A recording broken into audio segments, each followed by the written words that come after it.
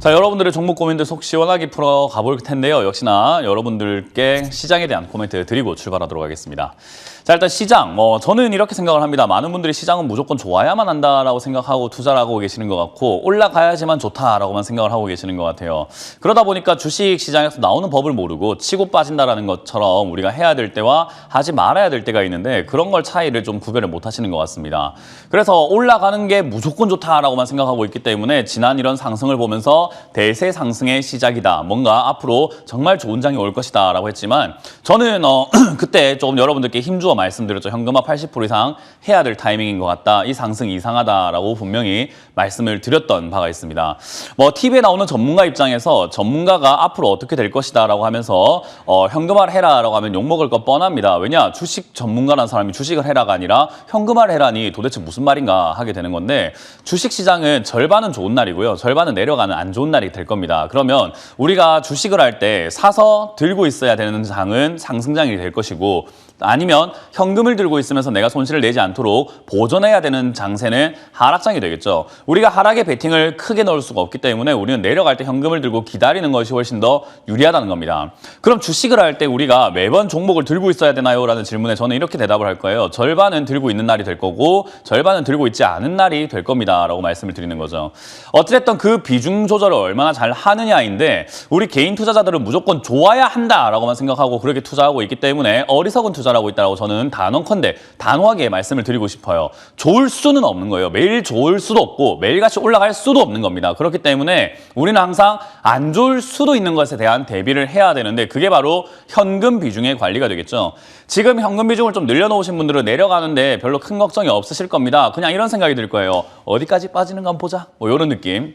그냥 어디까지 내려가는가 보고 추가 매수라든지 그때서야 다시 비중을 늘리면 되잖아요. 왜? 내 돈 잃지 않고 있거든요. 근데 현금화를 하지 않으신 분들은 역시나 결국 아이고 어떡하나 하고 큰일 났다 생각하실 거고 여기서 현금 비중을 줄였던 분들 오히려 주식을 더 늘렸던 분들은 지금 큰일 났다라고 생각하실 거예요. 물론 종목마다 어떤 종목을 들고 있느냐에 따라 가지고 계좌 수익률은 천차만별이겠지만 일반적으로 봤을 때 지수가 밀리게 되면은 많은 종목들이 밀려 내려가기 때문에 그 부분은 어쩔 수가 없다고 생각이 듭니다. 예를 들면은 오늘 현재 지금 종목들이 어떻게 움직이고 있는가 이렇게 보게 되면은 코스피 전체 종목입니다. 전체 종목이 908개가 거래가 형성이 되고 있는데 190개 종목을 들고 있는 분들은 그나마 웃을 수는 있겠죠. 아이고 나는 시장이 떨어지는데도 그나마 괜찮은 것 같아 라고 할 수 있겠지만 690개, 약 700개의 종목은 빠지고 있습니다. 7대2 정도의 비율이겠네요. 그러면은 지금 이 TV를 보고 계시는 분들이 2에 속할 가능성보다는 7에 속할 가능성이 많다라고 생각을 해봐야 될 것 같고요. 마찬가지로 코스닥은 조금 더 많이 떨어지고 있는 느낌인데 1,400개 중에서 1,000개가 떨어지고 300개가 올라가는 10대3 정도의 비율입니다. 역시나 70% 이상의 종목들이 다 하락을 하고 있다는 것을 우리가 확인할 수가 있죠. 그렇기 때문에 우리가 종목을 얼마나 잘 잡았느냐에 따라서 웃을 수 있는 사람들은 굉장히 소수일 뿐인 거고요. 다수는 이렇게 울 수밖에 없다라는 거예요. 그렇다면 지금 이제 여기서 내가 뭘 어떻게 해야 되나요? 라 했을 때 오늘 무너지면 안 되는 종목이 하나가 있었습니다. 바로 삼성전자가 될 것 같아요. 삼성전자는 지금까지 잘 보시면 1월달 이후로 1월 초, 제가 1월 초에 이 시점, 1월 초에 1월 10일을 요 고점 찍을 때 고점 신호가 나온 것 같습니다. 윗꼬리가 달면서 저렇게 움직이는 것은 삼성전자가 고점이라는 신호를 보여주고 있습니다. 별로 좋지 않네요. 그래서 바로 떨어질 것 같지는 않으나 횡보를 할 것 같습니다. 그리고 횡보를 하면서 여러분들이 기억하실지 모르겠습니다. 계단식 하락을 할 것 같습니다. 라고 말씀을 드렸는데 지금 이렇게 횡보를 하다가 지켜졌던 자리가 89,000원 자리였습니다. 89,000원은 그래도 최대한 깨지 않으면서 움직여줬던 종목이 지금 오늘 그 자리를 아이고야 무너뜨리고 있네요. 82,000원까지 내려가고 있습니다.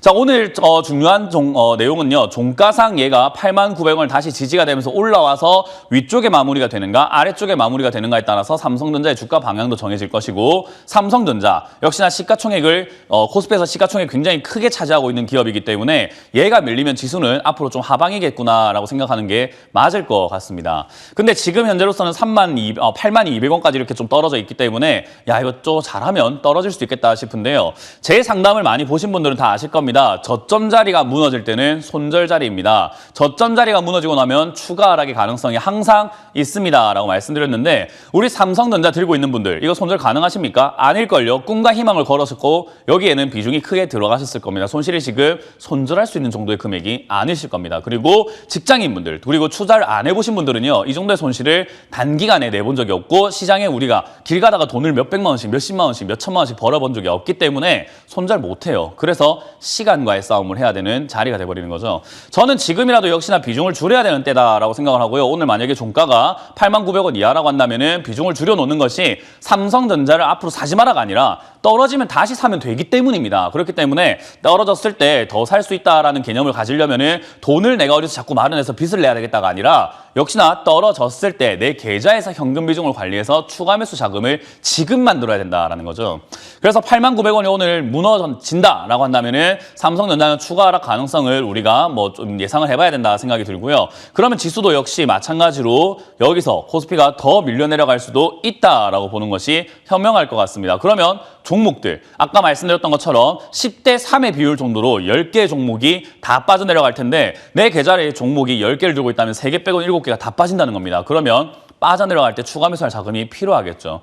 그래서 제가 떨어질 때 추가 매수할 자금 만들려고 현금화하려고 하면 손실이 나니까 월요일부터 여러분들께 현금화 80%좀 하세요라고 제가 강력하게 하고 의견이 다를 수는 있겠지만 저는 소신 있게 말씀드리겠습니다. 제 길을 가겠습니다. 저는 여기서 현금화하고 욕심내지 않겠습니다라고 여러분들께 단호하게 말씀을 드렸던 겁니다.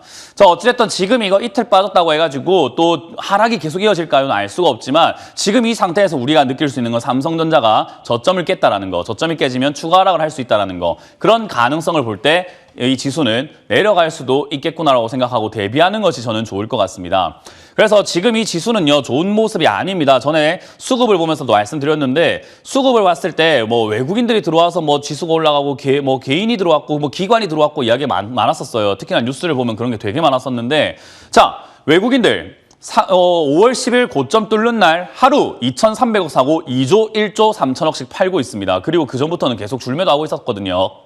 마지막 고점에서 한번 올라온 거 가지고 외국인이 돌아왔다라고 하고요. 기관들도 여기서 1조 4천억 정도의 매수 물량이 있었는데 그거 지금 다 토해내고 있습니다. 이틀 만에 1조 5천억을 매도하고 있어요. 그리고 그전에는 줄 매도하고 있었죠.